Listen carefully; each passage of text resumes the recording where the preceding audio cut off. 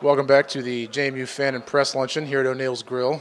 Joined now by Matt Brady, head coach of the JMU men's basketball team. Coach, coming off a 4-game week, 3 games in the last 3 days at the Mid Against Breast Cancer Classic here in Harrisonburg. You've talked before about how you schedule these early season tournaments, kind of find out something about your team, a lot of different lineups, a lot of action. Talk about what you learned about your team this past weekend. Well, we schedule these games to learn about our team, as you just mentioned, and we feel like we've learned a lot, and we feel obviously there's a long ways to go to reach our potential. And I think this team has terrific potential, and I've said that from the very beginning. I never thought that we were going to be an arrived basketball team, coming out of this weekend. There's too many question marks, too many things that we've got to do better, and so we have some question marks moving forward. So we knew coming in the tournament, 3 quality teams. I've said that from the very beginning. These were 4 very evenly matched teams. Unfortunately, the home team, we lost 2 of the games, but we knew that was a possibility when we scheduled these games a year ago. We beat FIU, who took Oral Roberts to overtime the next game. Oral Roberts is a really quality basketball team, very well coached. And then yesterday, we played a team that I thought would play with tremendous desperation early, play with terrific, I thought, poise late, and hit some absolute circus shots to begin the game and give themselves a lot of confidence. Definite positive coming out of this weekend. Junior forward Johanny Dallenberg came back from injury. Not as many minutes probably as he'll play the rest of the season, but certainly looks close to full strength. What does his return kind of open up for your lineup? Well, he's obviously a terrific player. He had his best game on Saturday, in the second half, and I actually thought that yesterday was his least effective game of the 3. That caught us all a little off guard. I thought mentally he wasn't as sharp as he had been the previous 2 games. And Johanny is a very mental, I think, basketball player. His whole approach, things have got to be organized for him. And for whatever reason, that wasn't the case yesterday. But I think, with a day of practice and a little bit of rest, he'll be fine. With this week, he'll get better. He's a significant player, obviously. He's a very willing passer in the low post. They did a really good job yesterday trying to scrape down and steal the ball, on the dribble. He did a really good job. I thought in the second half yesterday, we played like the team we were the first 2 games. We came back to this building, and I thought that we played very tight. I thought we took difficult shots. We didn't play at the same level. I thought in the second half, we played, at least offensively, like the team we were for the first couple games. I think the team that we can be. We shot, 60% or something in the second half and gave ourselves chances to win the game and didn't make the small plays, the critical plays to win. Missed 2 blockouts in their last 2 baskets previous to the three that we gave up. So, I thought that we at least for 25 minutes looked like a team that we were for the first 80 minutes of the year. You talked about the second half yesterday, and I think the second half in both of the previous 2 games, senior guard Ron Curry kind of took over a little bit during his minutes on the floor. Talk about how important that is moving forward for him to kind of play his game. Well, I would say even a year ago today, he was not where he is, right now. We've come to expect that from Ron because he's a senior, and his junior year he did it a lot. And I kind of feel like that about the rest of our group. We had a very good season last year, and guys emerged, and now they're got to be counted on. And Johanny's one of those guys. I don't think he had a great game yesterday. He gave up some baskets in the lane that he typically doesn't give up, and he was frustrated, and he frustrated us, I can tell you. So I think we're going to see more growth from all these guys, and I think that as we get through November and get into January, we're going to become the team that we think we can become. But there's a process here, and I've said this time and time again. When you add players, it doesn't matter if everybody back. If you're adding players that impact your team, things change, and things changed. And we're not where we need to be, and we're going to get better. I really like where this group can go. I liked how we started the season, but we have to kind of reinvent, roles, and guys have got to buy into roles, and we're learning what they should be as a staff as well. Turn things over now to members of the local media here. Gentlemen, questions? Coach, after looking back at the last 3 games, how much more emphasis are you putting now on your team to get off to a quick start? Well, it's significant. We didn't see it coming, especially if you'd watched us play the first 2 games. You wouldn't have thought that quick starts was going to be our problem. We didn't envision it being our problem. I do think we had a lot of family here in this building this past weekend, and that clearly played a part in this. I've already met with a couple of our guys this morning, going to meet with a couple more guys, and we need to be able to play in our own building the way we played on the road. And I don't know if that'll be an issue tomorrow night. Maybe it will. But we need to have a selfless attitude at both ends of the court. But the truth be told, we didn't see it coming. The slow starts, we knew we had them last year. We thought we had addressed it when we had a lineup change a year ago. Thought we changed our lineup on Saturday. It didn't change how we started. So it's something we're going to keep a very keen eye on, that's for sure. When the schedule came out, a lot of fans locally were looking forward to tomorrow night's game against EMU. For those that don't know, can you bring us through the process of getting that game on the schedule? Well, it is part of this tournament. And ironically, I don't know if irony is the right word, but as soon as I came to JMU, Kirby Dean and I had talked about potentially scheduling a game. And as part of this tournament, each of the 4 teams are permitted to play a non-Division I game. It's never been something that I've looked forward to doing. It wasn't something that we were eager to do previous. But because it's part of the tournament, it's allowed by the tournament, it seemed to make sense. I mean, the timing worked out. Kirby's been, has been interested in this game. This isn't probably one of his more experienced teams, but it just worked out for us, And so I think it is a great opportunity for our community to see both our teams under the same building. I read that we've never played each other in the Convocation Center, so I think it's an interesting game for both of our fans. What are you going to be looking for from your team from tomorrow night's game, and also what do you hope the impact will be of having 2 Harrisonburg teams play each other for this community? Well, I'm looking for a quicker start, as you just alluded to. We need to start better. It doesn't matter who our opponent is, and we need to play the basketball that we know that we can play, that we've shown we could play. And I think, again, yesterday's second half was a sign of that.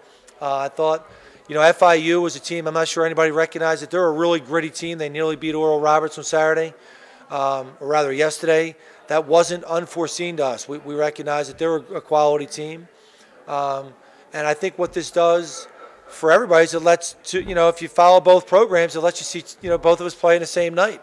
I don't have any expectations for the game except that we need to jump on into this game with, with all of our energy and everybody on the same page. You talked about the fact your team was shooting more three-pointers, especially in the first half, than you would like throughout this past weekend. What led up to that? What was the call? Was it panic with a shot clock, or the defense doing something that they weren't used to? What led to those so many three-point shots? Well, I think there was an eagerness about our group in the Convocation Center. It wasn't the case in the first 2 games. And it is funny how the road can kind of bring a team together. You kind of feel like it's us against the world. And in the Convo, we didn't have that this past weekend. It's not even something we addressed. I didn't see it coming. Now that it's apparent that the mindset's a little bit different, we're going to talk a lot about it. So the 3-point shots I thought came very quickly in the first 2 halves in the first 2 games. I thought that yesterday in the second half we were much more judicious, and I think it led to a higher shooting percentage both from 3 and from 2. I think we have a good balance on this group, shooting inside the line and outside the line. I thought we took a lot of quick shots in all 3 of these games to start the game, and I think that's what led to a slow start.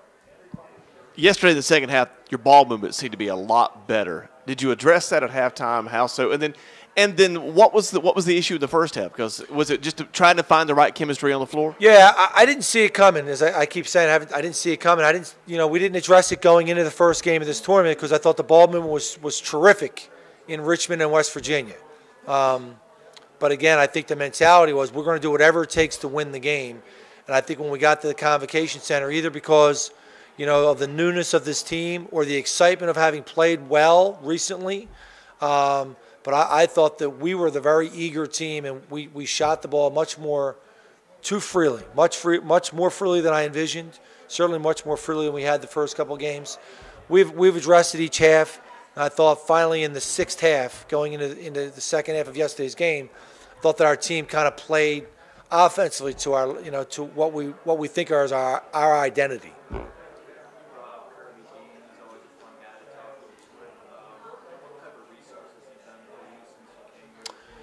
You know what? Kirby and I have gotten to know each other a little bit. I really think a lot of him. I know his track record. I know he's had great success. We're not terribly close. I like him an awful lot. I know he and Kenny are really close. But I think our paths don't cross very often in terms of programs because Division III, Division I, we just don't. We're not in the same gyms, very often. He can be in a lot of local gyms, not a lot of local gyms that I'm in. So, we're in a lot of different states. He's not in a lot of different states.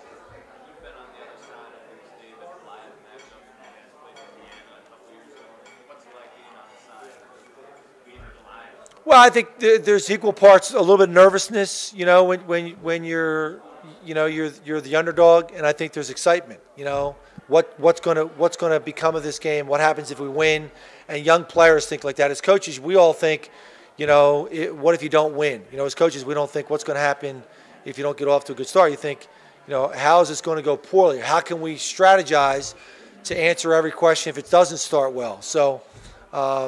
I'm sure they're excited. I can tell you we're excited. This is a game that I'm hopeful we'll have a great crowd.